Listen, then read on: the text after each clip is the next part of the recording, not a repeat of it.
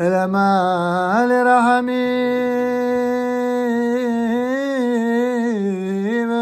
שוכן במרומי המשך מנוחה נכונה על גבי השכינה במעלות קדושי וגיבורי כזוהר הרקיע מלאומה שלי לנשמות הקדושי שנלחמו בכל מערכות ישראל במחתרת ובצבא הגנה לישראל ושנפלו במלחתה ומסרו נפשם על קדושת השם העם והארץ בעבור שם מתפללים להם לשבותיהם לכן מעל הרחמים יסירה בסתר כנפיו לעולמים ישור ויסור החיים ולשבותיהם אדוני הוא נחלתם בגן ידיהם מנוחתם וינוחו בשלום על משכבותם ודעבו לכל ישראל לזכותם יעמדו לכל הרעים לקצה חלצון ונאמר אמן.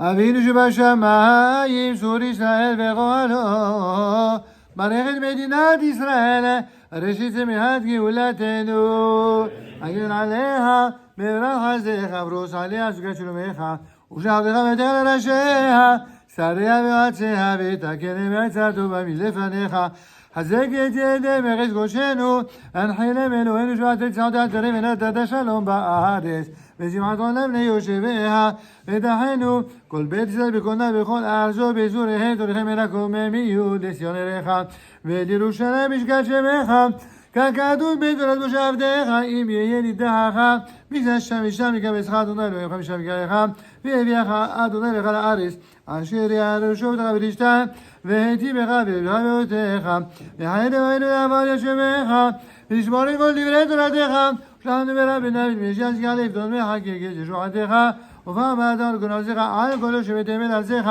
ומה כל אשר נשאר באפו אדוני ישראל בעלה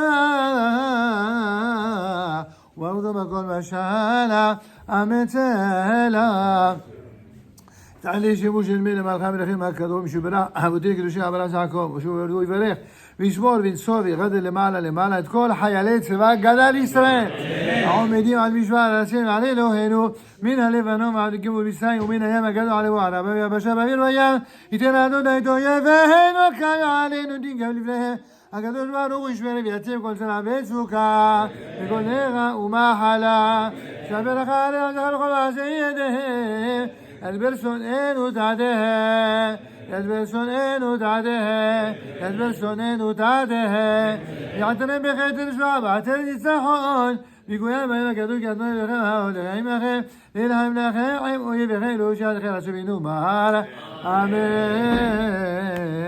Vous pouvez vous asseoir. Messieurs, dames, je vous propose d'abord de dire quelques mots en rapport avec le Yom HaZikaron et surtout, avant de passer, s'il vous plaît, voilà, s'il vous plaît, si vous voulez bien, il faut qu'on fasse les choses à la fois vite et bien. Vite, pas du tout parce que je suis pressé, mais parce qu'à chaque fois que l'on fait quelque chose en rapport avec le clan d'Israël, les seuls qui ont le temps, c'est nos ennemis. Alors donc, quand nous, on essaye de célébrer quelque chose, que ce soit une célébration pour les choses tristes, et plus encore pour celles qui nous attendent, c'est-à-dire les choses heureuses, alors il convient de ne pas passer à côté de l'événement, de consacrer le temps. Et c'est tout le fond de la discussion de ceux qui célèbrent le Yom HaZikaron et le Yom HaTzmaut comme il convient, c'est-à-dire conformément aux directives du grand rabbinat d'Israël, et ceux qui malheureusement n'ont pas encore entré en considération la nécessité essentielle de mitzvah d'y prendre part. En vérité, ceux qui n'en ont pas encore pris conscience, eh bien, de plus en plus, ils prennent conscience sans le dire vraiment. Vous savez, dans les dinim relatifs à la teshuva, il est dit, pour que quelqu'un fasse vraiment teshuva, il faut qu'il reconnaisse qu'il s'est trompé, qu'il a commis une erreur. Et c'est seulement lorsqu'il a fait teshuva, qu'il reconnaît son erreur, que lorsqu'il dit qu'il va changer, il va vraiment changer. Mais si quelqu'un ne reconnaît pas son erreur, alors il ne changera pas jusqu'à la prochaine étape, c'est-à-dire la prochaine épreuve. Ceci étant vrai aussi bien d'un point de vue individuel que d'un point de vue collectif. Du point de vue collectif, vous savez, depuis le retour progressif du peuple juif sur sa terre, il y a eu, comme vous le savez, comme chacun le sait, c'est un secret pour personne ici, il y a eu d'innombrables visions idéologiques pour porter un regard sur ces événements. De la vision la plus heureuse, la plus motivée, la plus religieuse, la plus messianique, à la vision la plus idéologique, opposée à la vision religieuse et messianique. En vérité, ce n'est pas par hasard si nos maîtres ont comparé le Yom HaAtzmaut à Hanouka. Parce que souvenez-vous, le texte que vous récitez dans l'Amida et dans le Birkat Hamazon de Hanouka, lorsque vous dites que les moins forts ou les moins nombreux ont eu raison des plus forts et des plus nombreux. Et lorsque pour Hanouka, nous lisons ce texte, je pose souvent la même question, mais comment? Ils avaient beau être nombreux, ils avaient beau être nombreux, les Grecs et les Syriens, ils étaient plus nombreux que les Juifs qui vivaient à cette époque sur la terre d'Israël. On sait bien que non, c'est pas vrai. Sauf que les Juifs qui étaient prêts à se battre pour la terre d'Israël, ils étaient moins nombreux que ceux qui étaient prêts à pactiser avec l'ennemi grec plutôt que de se battre. C'est ça le pshat. C'est pour ça qu'on était moins nombreux. On n'était pas nombreux, on n'était pas moins nombreux numériquement. On était moins nombreux sur le plan idéologique, sur le plan du combat, de la combativité, de la force et la volonté de se battre contre nos ennemis. Et en effet, lorsque aujourd'hui vous entendez partout le slogan Beyahad Nenatseah, ensemble nous vaincrons. Oui, mais ensemble, nous vaincrons quoi? Nous vaincrons ensemble, ça veut dire quoi être ensemble? C'est ensemble contre les ennemis d'Israël. Il faut ajouter un complément d'objet direct. Lorsqu'on est ensemble contre les ennemis d'Israël, alors oui, on vainc. Là, on peut non seulement vaincre et convaincre, et quand on dit ensemble, c'est évidemment toutes les composantes de la nation d'Israël. Et rappelez-vous, c'est bon de le rappeler par les temps qui courent, au sein du peuple d'Israël, le mot nation n'est pas un gros mot. Le mot nation est un terme qui est un terme sacré. Maintenant, qu'est-ce que ça veut dire? C'est un terme sacré. Ça nécessite une explication. Il y a une sorte de nécessité, parfois, d'expliquer les choses, non pas simplement en fonction de ce que la Torah nous dit clairement, mais en fonction de la manière éhontée dont certains ont tordu les textes de la Torah et ont donné une signification qui est contraire à ce que Dieu lui-même a transmis, ce que Moïse nous a transmis, ce que les maîtres d'Israël nous ont transmis. Par exemple, la notion de nation. Vous savez, beaucoup dans d'innombrables milieux, notamment religieux, on se sert d'une définition qui a été donnée par le fameux Rav Hai Gaon, Rabbi Saadia Gaon, autant pour moi, Rabbi Saadia Gaon qui dit, c'est quoi la nation? La nation d'Israël, c'est celle qui vit par la Torah et les mitzvot. Et effectivement, la nation d'Israël, elle est représentée par tous ceux qui accomplissent la Torah et les mitzvot. Quand est-ce que Rabbi Saadia Gaon a dit cela? Il a dit ça justement à une époque où les Juifs, vidaient déjà, une bonne partie du peuple d'Israël a été retirée de la terre d'Israël de diverses manières, et de plus en plus de Juifs quittaient la terre d'Israël. Alors effectivement, quel était le message à retenir pour les Juifs qui quittent Israël? La seule manière de rester en vie en tant que nation, c'est la Torah. Et ça reste vrai. La Torah, c'est ce qui donne effectivement une vie, exactement comme un corps n'est en vie que lorsqu'il a une âme, et qu'une fois que l'âme s'en va, le corps, on ne va pas le dire si ce n'est pudiquement, on sait ce qu'il advient du corps au moment des obsèques. Mais l'âme, elle reste en vie. Ce qui est dit pour le corps physique, le corps humain, est valable tout autant pour le corps de la nation. Le corps de la nation, c'est l'âme. L'âme de la nation, c'est l'ensemble de la Torah et des mitzvot qui non seulement a été étudié, enseigné, vécu, accompli en termes de commandements, non seulement par les grands maîtres d'Israël, mais également par les autres, c'est-à-dire tout le peuple. C'est ça qui a permis au peuple d'Israël de vivre, même d'une manière très particulière, puisque d'après la prophétie d'Ézéchiel, le peuple d'Israël qui a vécu pendant des siècles en exil est un peuple qui a vécu exactement comme s'il vivait dans une tombe. Carrément. Prenez là-bas la Medzaïn, la Medvav, le chapitre 36 et 37 d'Ézéchiel, vous verrez à quoi est comparé le peuple d'Israël en exil à un ensemble de débris, un ensemble d'ossements desséchés. Et donc, lorsque, dans l'allégorie, évidemment, dans l'image, dans la métaphore, lorsque le peuple d'Israël, il prie, lorsque le peuple d'Israël, il étudie la Torah, lorsque le peuple d'Israël, il boit, il mange, il dort, c'est comme s'il priait, il étudiait la Torah, il buvait, il mangeait, il dormait dans un tombeau. Le tombeau de l'exil. Et voici ce que, si quelqu'un a la gentillesse de fermer, parce qu'on entend le bruit de fond, et on va l'entendre dans la vidéo, c'est très géant. Voilà. Je disais donc que cette réalité, qui est un peu crue, je vous l'accorde, c'est comme toujours d'ailleurs les textes des prophéties sont toujours très crus, très franches. C'est d'ailleurs pour cette raison que malheureusement beaucoup de prophètes ont mal terminé. Déjà à cette époque-là, on savait que dire la vérité, ça risquait d'avoir deux oppositions, deux réactions.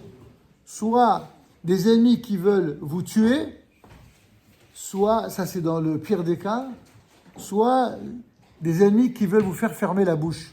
Mais ça n'a pas changé depuis l'époque prophétique. Aujourd'hui encore, vous avez des gens pour qui la seule manière d'être bien avec le peuple d'Israël, c'est tout simplement d'en tuer le maximum ou alors de les faire taire.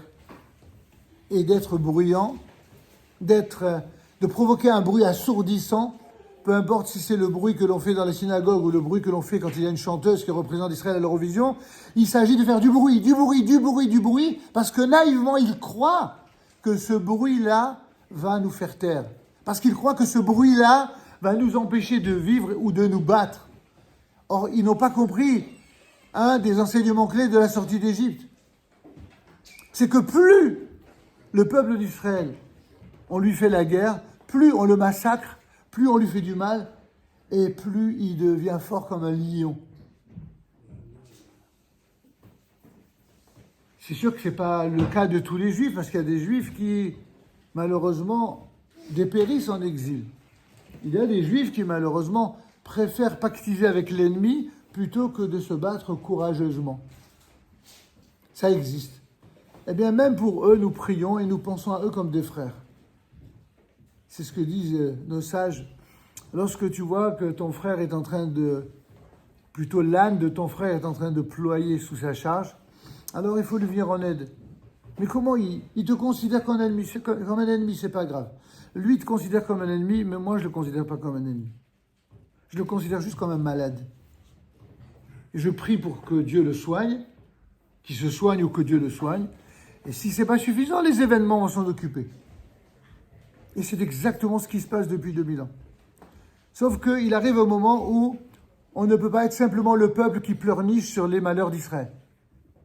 Il y a un temps pour chaque chose, il y a un temps, comme disait Shlomo Ameler, pour pleurer, un temps pour être heureux. Alors, quand on est au moment de Yom HaZikaron, on pleurniche pas, on pleure avec amertume tous ceux qui courageusement se sont comportés exactement comme les tzadikim de tous les temps, et notamment une de nos références les plus vénérables, c'est ces tzadikim qu'on appelait les Maccabim. Ces Maccabim, qu'est-ce que c'était? C'était ceux qui avaient le courage à une époque absolument folle. Ils étaient à contre-courant du monde entier. Ils étaient à contre-courant des nations, à contre-courant des Juifs, qui préféraient être grecs plutôt que d'assumer ce double devoir d'être à la fois, d'incarner une piété dans la Torah et d'incarner un combat contre les idolâtres. Et ils ont compris bien avant tout le monde que pour que le peuple juif soit fort, il fallait qu'il s'arme de courage avec les armes spirituelles et avec les armes matérielles, physiques, morales, etc. Nous avons aujourd'hui encore, Baruch Hashem, des Talmidei Chachamim qui, durant les différents conflits d'Israël, et encore depuis cette horde sauvage qui nous a attaqués, qui a attaqué notre peuple, le jour de Simchat Torah, ils ont fait des choses horribles, c'est vrai. tout le monde le sait. Mais ces choses horribles, eh bien, c'est malheureusement la seule chose qui a permis de revivifier l'unité perdue d'Israël. C'est triste à l'avouer, mais c'est un fait, quoi qu'en pensent certains. Et pendant que certains ultra-minoritaires aimeraient bien encore et encore exploiter la douleur et l'atroce du peuple d'Israël pour régler des comptes idéologiques, Dieu merci, la majorité des Juifs normaux, saints, et les plus exemplaires d'entre eux, c'est-à-dire ceux qui aujourd'hui sont en train de se battre contre nos ennemis, je dis bien nos ennemis, que ce soit les ennemis là-bas en Israël ou les ennemis ici en France ou les ennemis du monde entier. Ils font ce que d'aucuns appellent le sale boulot, chas v'shalom. Ils font pas un sale boulot, ils font le boulot le plus sacré, le plus beau et le plus saint qui soit. Il ne s'agit pas du tout, comme disent les antisémites, d'une épuration ethnique, il s'agit d'une épuration éthique. D'une épuration éthique, absolument. Parce qu'il n'y a pas plus éthique, d'après la Torah, que d'éradiquer le mal absolu dont le seul programme d'existence, que ce soit religieux, idéologique ou politique, c'est de massacrer jusqu'au dernier juif. Il y a des juifs qui sont encore affaiblis par les différentes idéologies de l'exil et pouvoir imaginer toujours le contraire et toujours donner davantage de force à nos ennemis. Il est bon de rappeler que le jour de Yom HaTzaout, c'est un jour sacré parce que, premièrement, comme le disent nos sages, il est la consécration de l'accomplissement au moins de 2 mitzvot, parmi d'innombrables autres. Virishtem ota vishavtem ba, veorashtem et haaretz, comme le rapporte le Ramban. Il y a une mitzvah non seulement de conquérir chaque centimètre carré de la terre d'Israël, mais la mitzvah inclut, nous dit le Ramban, de ne laisser aucune partie de la terre d'Israël entre les mains de nos ennemis ou même à l'abandon sans ennemis. Le Shemama, dit exactement le texte. Même le laisser comme ça à l'abandon, c'est interdit. Et tous les grands maîtres d'Israël ont tous admis que ce que dit le Ramban, c'est une halakha psuka qu'il faut appliquer et qui permettra l'autre mitzvah, c'est-à-dire celle de pouvoir vivre en Eretz Israël. Et oui, n'en déplaise à beaucoup encore, s'il n'y avait pas eu des gens pour se battre, tant sur le plan moral et spirituel que sur le plan militaire, sur le plan physique, eh bien, il n'y aurait pas un État juif. Et la preuve en est pour ceux qui sont si oublieux, ce qu'on appelle dans le Tehillim, Shechiche Elohim, la maladie des nations oublieuses de Dieu, c'est un midda keneged midda. Quand le peuple d'Israël, qui est celui par excellence qui doit mettre Dieu au-dessus de tout, quand malheureusement en son sein il y a des gens qui sont oublieux de Dieu, alors malheureusement, on ne peut pas s'étonner que parmi les nations, il y ait des nations oublieuses de Dieu. Ceux qui doivent rappeler la centralité de Dieu dans le monde, par l'exemplarité d'Israël, c'est justement le peuple d'Israël. Et évidemment, certaines idéologies fallacieuses et négatives ont voulu comparer ceux qui ont cette foi-là à des idéologues venus d'ailleurs, d'autres idéologies politiques, d'autres idéologies religieuses, d'autres idéologies philosophiques, d'autres extrémismes. Et il n'en est évidemment rien. La différence fondamentale, elle crève les yeux pourtant. C'est que quand les autres ont voulu une suprématie, qu'elle soit religieuse, idéologique, philosophique, c'était toujours pour faire du mal aux autres, et en commençant par le peuple d'Israël. Mais nous, on fait du mal à personne, non ? On veut tuer personne. On veut juste se défendre. On veut juste se donner les moyens de faire le bien dans le monde. Et faire le bien dans le monde pour le peuple d'Israël n'est possible que lorsqu'on a un peuple d'Israël qui est fort et qui vit selon une vision authentique de Torah. Et c'est cela, c'est l'union de ces deux forces, de la Torah. Et effectivement, s'il y a quelqu'un qui peut fermer le portable, c'est dommage d'être obligé de répéter. C'est l'union de ces deux forces-là, mes chers amis, qui permettra, avec l'aide de Dieu, non seulement de mener les combats, de vaincre ces fameuses victoires que nous attendons, mais tout ce que vous regrettez, tout ce que nous regrettons à savoir ces gens qui font du bruit en permanence dans l'histoire d'Israël, dans les universités, tous ceux qui sabotent le message que depuis 2000 ans le peuple d'Israël essaye de faire passer, eh bien, que ce message enfin puisse briller et apporter la bracha qu'on attend. Or, ce message ne peut pas passer aussi longtemps qu'il y aura effectivement un véritable sabotage, comme ces ennemis qui font du bruit tout le temps et tout le temps et tout le temps pour empêcher le message de nos aïeux de passer. Alors, pour terminer, mes chers amis, puisque je pense que l'heure est arrivée, je voudrais juste terminer par un message essentiel. C'est que beaucoup n'osent pas toujours admettre des choses aussi banales que celles que nous venons de dire et rappeler tout simplement parce que ça ne les arrange pas, tout simplement. Ça ne les arrange pas. Les uns pour des raisons politiques, les autres pour des raisons idéologiques, les autres parce qu'en fin de compte, ils ne veulent pas de ce combat. Ils n'en veulent pas. Ce qui a fait dire à un auteur français célèbre que les Juifs n'existent que grâce à l'antisémitisme. Pendant très très longtemps, j'ai cru que cet auteur-là, il disait, entre guillemets, n'importe quoi. Il disait ça parce que les Juifs qu'il a connus, c'était des Juifs assimilés. Et en fait, un ami m'a montré le texte en question, en tout cas, il m'a rappelé cette référence. Et je me suis rendu compte que ce que je croyais être une incompréhension de l'auteur, en fait, il a très bien compris. C'est moi qui n'avais pas compris ce qu'il disait. Il a dit la chose suivante. Il a dit, lorsque les Juifs se cachent d'être Juifs, lorsque les Juifs refusent le combat qu'un Juif va mener dans le monde, alors ce Juif-là ne peut exister que grâce à l'antisémitisme. C'est ça qu'il a dit. Et donc, du coup, on est tout à fait d'accord avec cette vision. Effectivement, un Juif doit assumer, un Juif doit être courageux.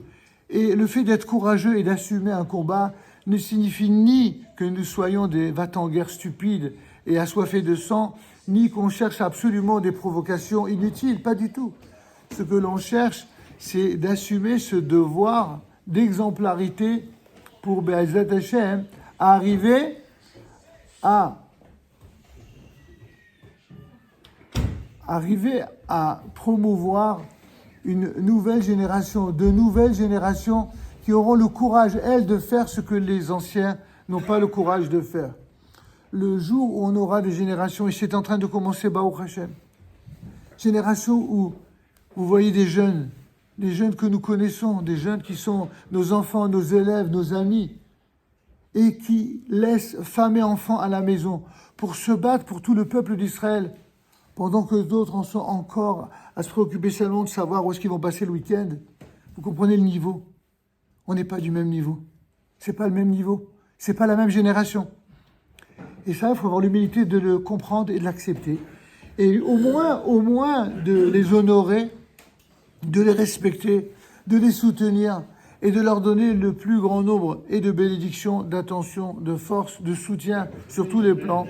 Que Dieu les protège, que Dieu protège tout le peuple d'Israël, que Dieu également protège, nous le souhaitons encore et encore, que si un miracle peut encore amener en vie les fameux otages, que Be'ezrat Hashem, que cela puisse être le cas, mais sans oublier que c'est encore une fois les combats qui seront menés par notre armée en Eretz Israël, qui, avec l'aide de Dieu, eh bien, permettra non seulement la bracha et la paix au sein du peuple d'Israël sur sa terre, mais également chez les nations.